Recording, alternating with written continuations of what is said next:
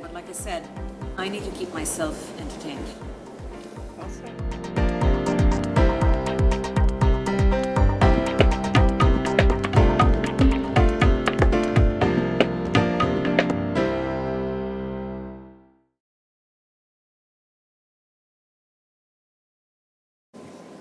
In life, there's stuff that comes up every single day, and a lot of it is not humorous, or at least at the time, right? But it is a matter of perspective, because how many of us go through those moments where you look back at that incident that you're really angry or upset about or riled up about, and you're laughing at it later on, right? And that really is where humor comes from. It's just the other side of the coin. It's looking, at the same thing through another lens. So I sort of collect notes, and I jokingly say to people that, in my life, there is nobody to provide me the entertainment. It's all about me. We are the centers of our own universe, right?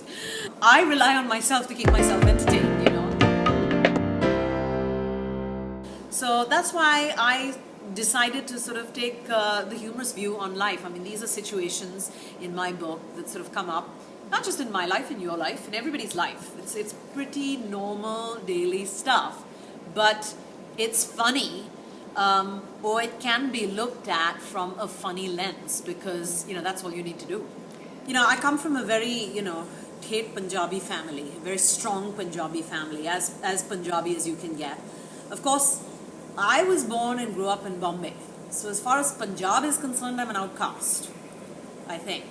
But we have this old sort of boring adage, which goes something like, you can take the girl out of Punjab, but you can't take Punjab out of the girl, which has always been a bone of contention with somebody like my husband, who also, in parentheses, claims to be Punjabi. I've got some doubts, of my own. But he's like, what is it with you? You're like overzealous about all things Punjabi. I was like, no, it's just that, I have fun with them. We enjoy them. And, there are certain peculiarities that you just like, can't get away from, which I've really used in my book. I mean, Ela, my protagonist, my main character, and her mother are Punjabi. Or I should say, Ela, I realized later on, is actually not necessarily full Punjabi, but she's actually half Punjabi. But, her mother is Veena Vij, and, that's as Punjabi as you can get. And she was a bit of a rebel because, partly because she was naturally, and partly situationally. She's single, she's divorced, all things that are looked down upon in Punjabi families, and she wants to be on her own trip a bit. So, but, she likes to prove a point, sometimes not necessarily, in the most mature of ways. So, for example, because she's single and because she's divorced, she really likes to show up at the Karwa Chauth functions to eat while everybody else isn't, because she can't deal with the relatives sort of saying, chalo, dobara shadi kar do, get married again, we'd like to see you settled, we're all looking out for your happiness. And so there is this big juxtaposition of, I am Punjabi and I really value that and espouse that, but also I can't deal with my own, clansmen, if you will. So I poke a lot of fun at that situation. I have a lot of fun with it. And, in comedy and in humorous situations, the best way you can actually bring out humor is to poke fun at yourself, which is why it's sort of great to be Punjabi and sort of mock yourself in that realm, if you will. My journey as an author, when I think about it, I really think that, like pretty much everything else in my life, happened by accident, happenstance. What I'm actually trained to do is, I'm trained to be an Ayurvedic doctor. So many years ago, I was running an Ayurvedic business. In that time, I was asked to write a book about Ayurveda, a sort of entry level, if you will, 101 book. So I did. And it came very naturally because I knew the stuff. I enjoyed it. And I was asked to write another book by another publishing company. And then that sort of got me into writing, because I realized, wow, I enjoy this.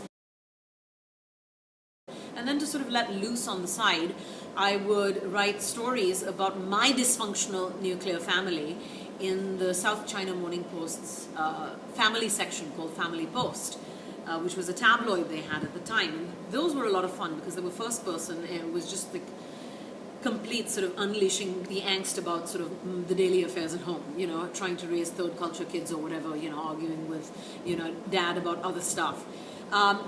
Everybody always loved those stories. They were very humorous, and they were just an honest reflection of what was happening in my life. So I liked writing in that style. And that was sort of one of the things that then took me along to using that style and same format, perhaps, but writing fiction. Operation Mom is certainly born out of that. It's some combination. The characters are some combination, I say, of my mother, myself, and my daughter. Like my husband says, these 3 generations of the same woman in different bodies, but with enough to say, enough opinion to sort of keep everybody else out of the picture. And I don't know when one can ever actually stop. So I've written 2 pieces of fiction. This one, as well as a very boy, also a young adult story. It's called Arya's Chronicles, fantasy fiction story that should be out next year.